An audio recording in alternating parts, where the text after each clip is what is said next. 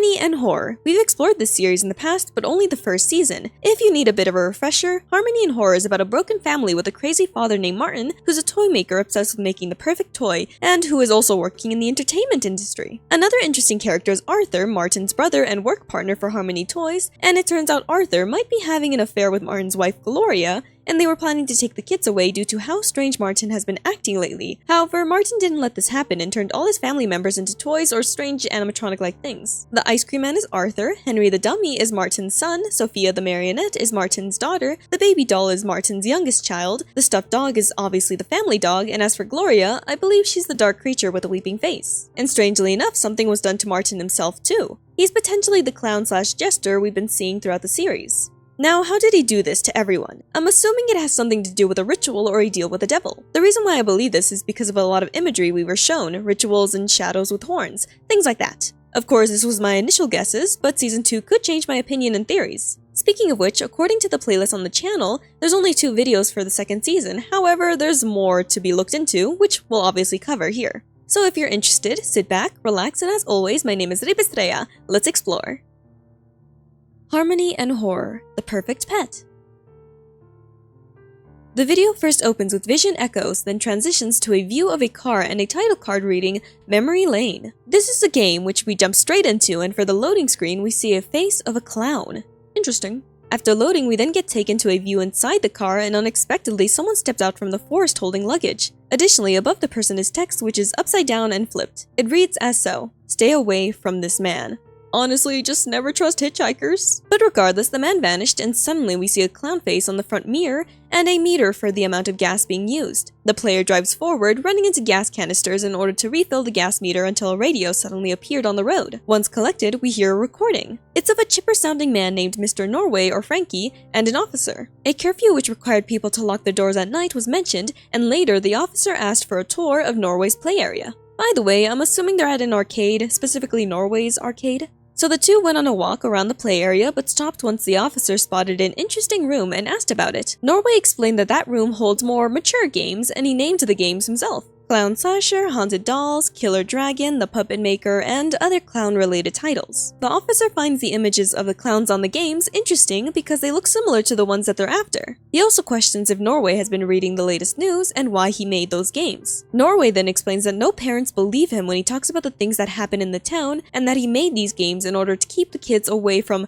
that store. What is that store? I'm assuming it has something to do with Harmony Toys, which is Martin's business. Now returning back to the video, by making these horror games, he's hoping it would deter people away from that store. The officer questions if the stories are true and Norway is adamant that they are. The officer then asked him to show him, and that's when the recording stopped and the game music returns. The game continues as normal until suddenly the clown face shifted and the gas suddenly vanished despite being relatively full moments ago. Surprisingly, this didn't stop the car and it kept moving, however it felt mostly like a loop. That was until a strange dark and red figure appeared on the road which required the player to swerve out of the way. The music then starts to corrupt and the game starts to glitch. We see the dark red figure again, but it zips around the screen. And that's not all. There's something in the car with the player. It inches closer to the middle of the screen and we see a red face with what I believe are horns too. Pretty unsettling, but that soon vanishes and suddenly in front of the car is a blue dog.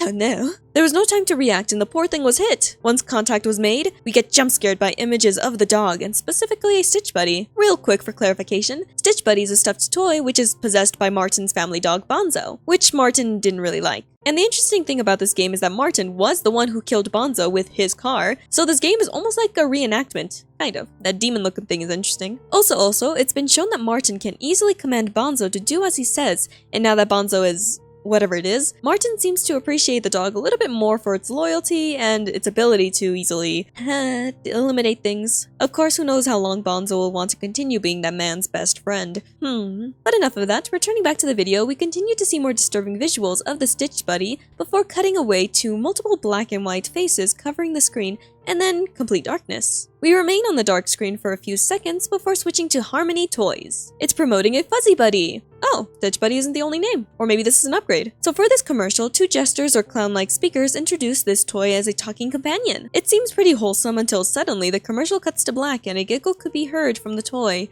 We then suddenly get taken to a bedroom with a Fuzzy Buddy chilling on top of a drawer. They giggle and woo before saying hello and you're scary. To what? I'm not sure yet, but apparently the thing they're speaking to is loud and the buddy says goodbye before shifting their attention towards the camera, or whoever is representing the camera. Buddy questions the sad mood of the person and repeats the question until we cut to black again and hear the words, "All doggies go to heaven." We then get jump scared by the doggy and switch back to the commercial. Gosh. Turns out the fuzzy buddy can eat!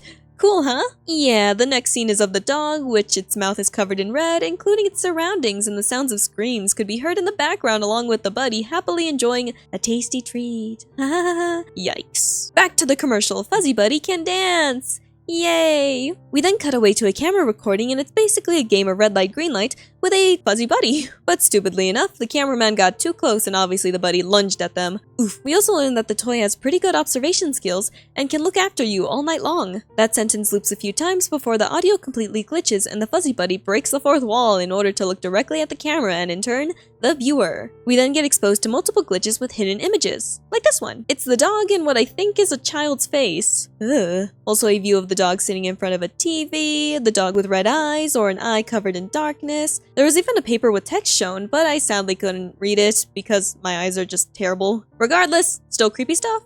After this, we cut to a view of the dog staring at a TV, similar to the one that we saw in the glitches, and on the TV was a logo for Harmony Toys. It plays a little tune, but suddenly glitches and shows strange imagery. I believe one of the things shown was Martin's youngest child, but it's in its toy form. It almost feels like the ring, honestly. But anyways, the dog slowly turns its head towards the person watching them, and it sat there for a few seconds before suddenly its eyes turned red, and they lunged at the person. Lucky for the cameraman, someone had a shotgun and blasted the little monster. The person who shot the toy is a man named Mr. Stewart, and the cameraman, or technically the person whose eyes we're looking through, might be a kid. Mr. Stewart reassures the kid that everything is alright now and he'll take them somewhere safe. We then transition to someone running and a view of a jester or clown crawling on the wall, specifically the ones that we've seen in the Fuzzy Buddy commercial. Actually, there's 3 crawling, one of which is on the ceiling. We then glitch back to the commercial and apparently if you buy one, you get one free along with a sing-along tape, which is probably the same tape we saw the dog watching when they were sitting in front of the TV. And after the commercial ends, we transition to a dark room with a view of a baby doll with a porcelain face lying on the ground.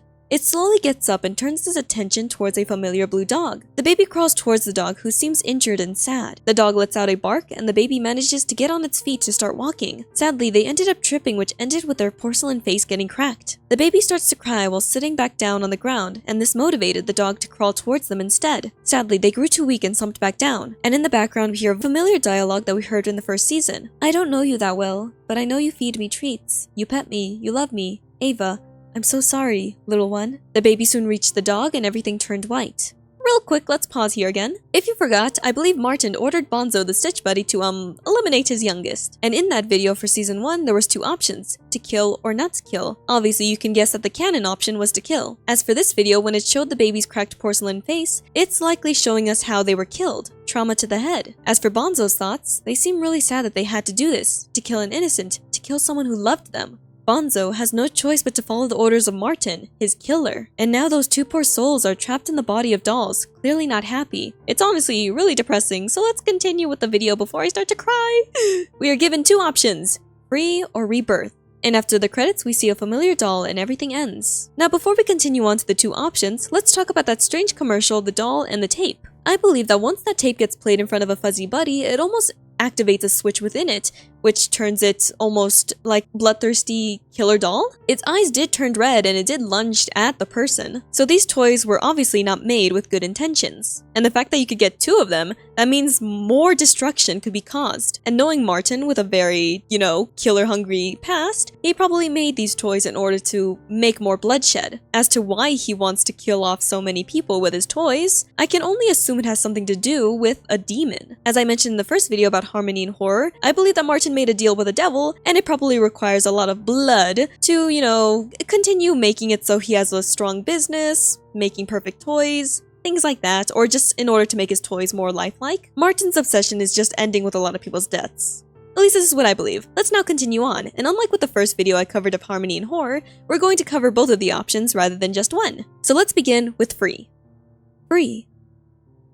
It first opens with a view of both the baby doll and the Stitch Buddy. As for above them, there's text that reads as so. Ava?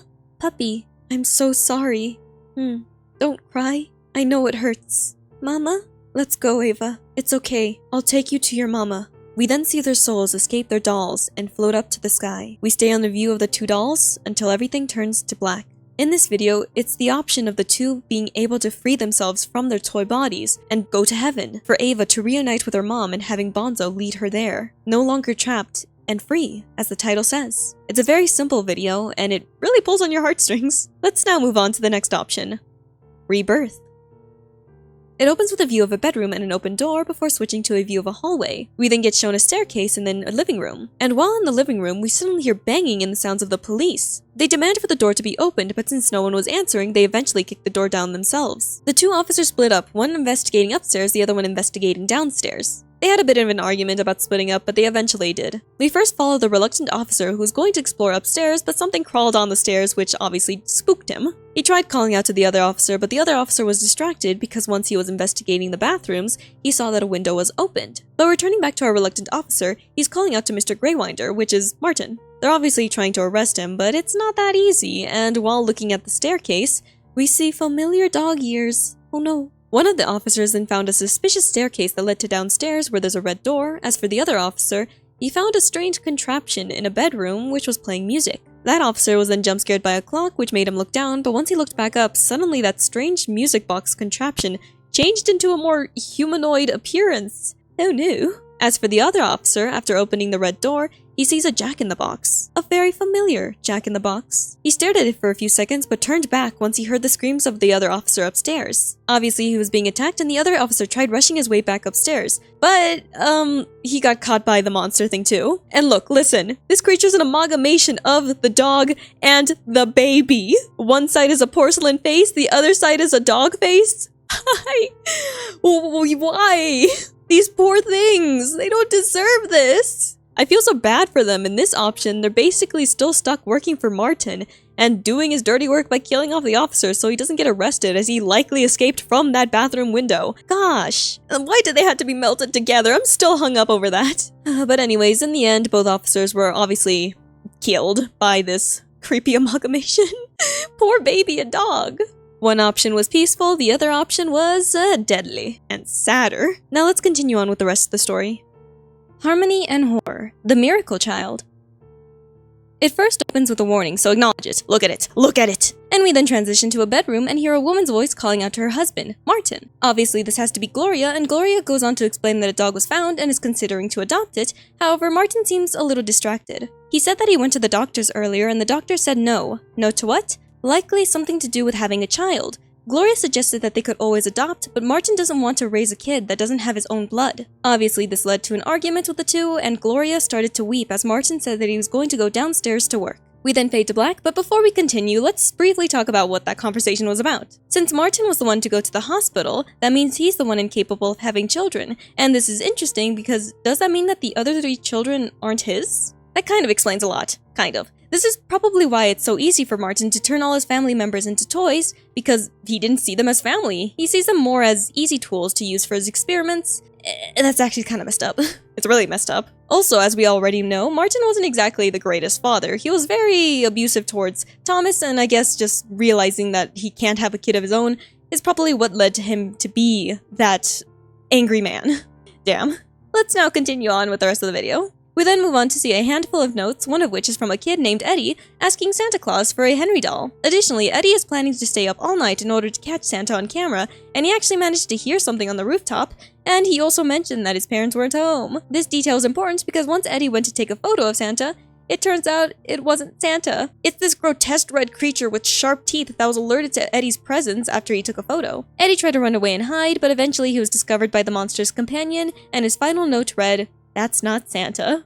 Obviously. After this, we then transition to the next scene, which is Arthur's speech. Arthur is standing in front of a crowd, and in the speech, it turns out 7 years ago, he wasn't killed. He was assumed dead, but he was actually just missing. Eventually, he was found on February 21st, 1993, and Arthur goes on to say that he doesn't want to mention his brother by name due to all the damages he's done, and Arthur also explains that he now has to wear a plastic mask to hide what's underneath. I'm assuming this has something to do with an injury, however, I find this a little suspicious because when Arthur goes on to explain that he still can find a way to smile because even if he looks different on the outside, he's still him on the inside. However, I find this strange because when he says this, it shows a photo of Martin. I could just be paranoid, but this makes me believe that Martin took over Arthur's identity? But ignoring that for now, Arthur says that the scars from the past can't be undone, however the future can be better, and in order to make it better, he opens up an arcade. Harmony Arcade. In this arcade, we see a lot of familiar faces, or toys technically. Sophia the Marionette, Stitch Buddy, Henry the Dummy, and the Ice Cream Man. Speaking of which, the ice cream is supposed to be Arthur, right? So whoever this person is claiming to be Arthur, I don't trust. But returning back to the arcade, there's a lot of fun activities inside, and there's even a daycare area and a shelter for animals. They also did something to their animatronic toy mascots in order to keep the area more safe. Alright, not suspicious at all. For all we know, they could be murderous assassins. And towards the end of Arthur's speech, he's happy to announce that all 8 of the missing people were found. But the way Arthur says it, it makes it sound like they're still alive. But below each of their names, it says that their remains were found. They were all found in Greywinder's residence, all but Martha. Now, maybe Arthur just worded that weirdly and is happy that the remains were finally returned to their families, but if that's not the case, and they did return to their families alive, then I believe those children aren't actually the missing children. Suspicious! And towards the end of the segment, we see Martha's face warp. Not only that, but a censored crime scene was shown. I believe it was Martha's crime scene. Yikes. We then transition to M&A Harmony Toys, a very happy contrast to what we were just shown seconds ago. We see a Henry doll with empty eyes, and it turns out Henry was playing tag with a Stitch Buddy, but after tripping, it kinda broke apart. He asked the viewer for help and was appreciative when we agreed, although I didn't like that jump scare. Anyways, we then helped Henry attach his arms first and later his legs, but the scenery started to turn more frightening and red as we continued on. And briefly flashing on the screen, we can almost see a child's face before returning back to Henry, and behind him is a noticeable clown or jester. Martin! Now, it could be because of the jester, but we suddenly stopped helping Henry, and Henry goes on to say that he's hiding, and that we should hide, or to hide. He also asked if we're scared, and after a moment of hesitating, we eventually helped Henry finally put on his eyes into his sockets. And for this moment, it almost looked like Henry was getting a surgery and his face was covered in blood. Ew. But at least his eyes were soon inserted, and we soon cut away to a bedroom, with the jester staring ominously in the background. Martin! The jester said hello to Henry and said it was time for his surprise. I know where this is going. Thomas obviously goes on to possess the Henry puppet doll, and what I find so tragic about this is that Thomas just wanted the approval and love of his father Martin, and he tried to be a good kid, but it never worked out. So depressing. But returning back to the video, everything started to glitch, and we see familiar images. That creepy monster that was mistaken for Santa, a broken Henry doll and a creepy red creature beside it, which was shown in Season 1, a lot of Henry dolls zipping through the screen, and finally, a newspaper clipping. It talked about a cemetery break-in. But ignoring that for now, the glitches continued until eventually, the Ice Cream Man appeared, and was staring ominously. After a few seconds, the Ice Cream Man soon lunged forward and attacked, and this is likely how Thomas died. Martin ordering the Ice Cream Man to kill his son that he didn't even see as a son. Anyways, we then stare at a bloody bed before transitioning to a conversation between Gloria and Martin. Martin asked how the council meeting went, but it turns out there wasn't a meeting. Gloria then goes on to explain that she went to the doctors instead because she wasn't feeling well lately. While there, she discovered that she was pregnant. Martin was obviously shocked, and this is when it was confirmed that he was the one incapable of having children, so he assumed it was impossible, but Gloria is adamant that it's his. Taking her word as truth, Martin is extremely happy, and more so when he learned it's a boy. He can't wait to tell Arthur, which, you know, I'm going to say it now, it's not his kid. We already know that Arthur and Gloria have been having an affair, so we can probably assume whose kid it really is. Which means if the Ice Cream Man killed Thomas and the Ice Cream Man is probably Arthur, that adds a whole new level of sadness because the father killed his son, and yeah, damn. Regardless, Martin doesn't know this, and Martin sees this as his miracle child. I know this man is evil and all, but not being able to have kids and later learning that his wife was cheating on him and with his own brother too, I kind of understand his villain backstory. It still doesn't make what he's done right, but you know, I get it. Let's just return back to the video. In the next part, we see a note, and a note from a familiar kid, Eddie. In this note, we see an illustration of that red beast, and text explaining that apparently the boy somehow befriended that creature, and yeah, they're friends now.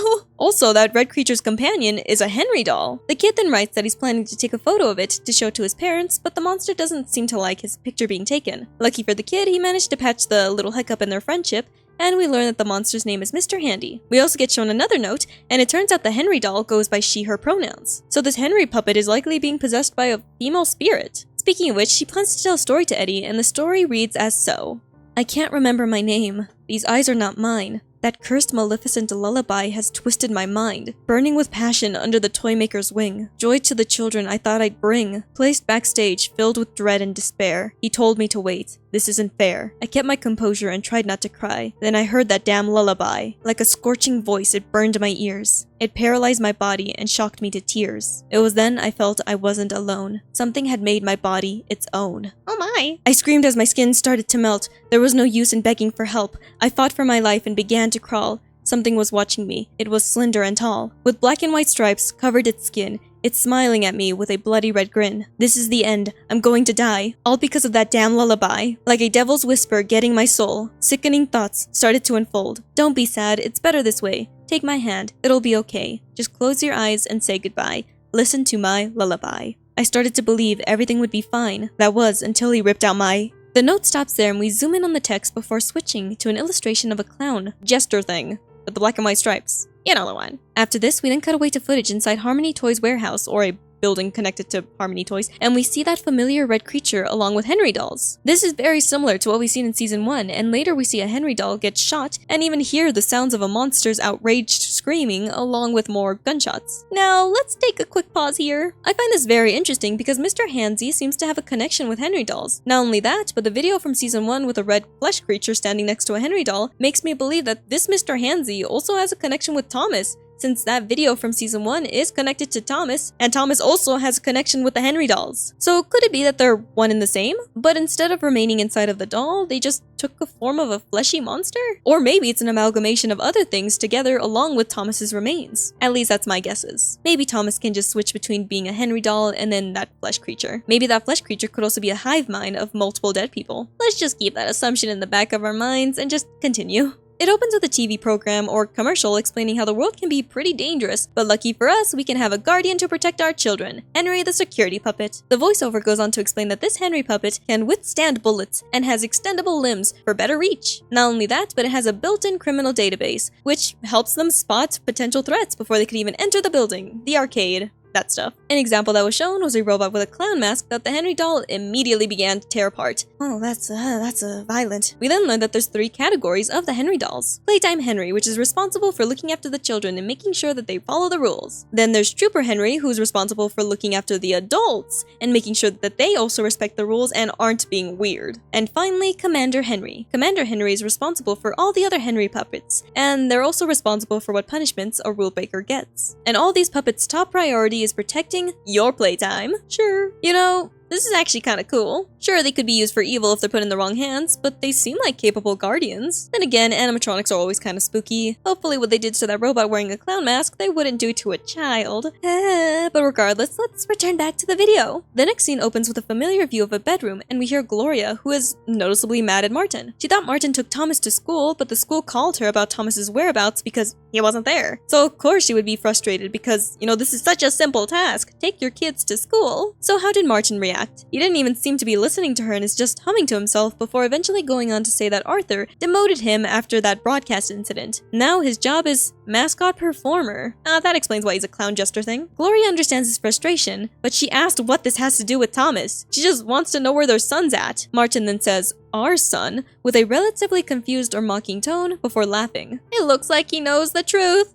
Oh no. He then asked Gloria if Thomas or Marcy even know the truth. At this point, Gloria told him to stop, and because of how strange Martin's been acting, Gloria decided a while ago to call Arthur to take them away, but Martin admits that Arthur is already gone. He left without them, or so he says. We know what really happened. He did. Gloria obviously is in denial and asks Martin what he did to Arthur and what he did to her son. Her son? Wow, she quickly dropped our son after she realized that she can't really get to Martin at this point because Martin is clearly going a little cuckoo. Speaking of which, we suddenly hear a gun being loaded.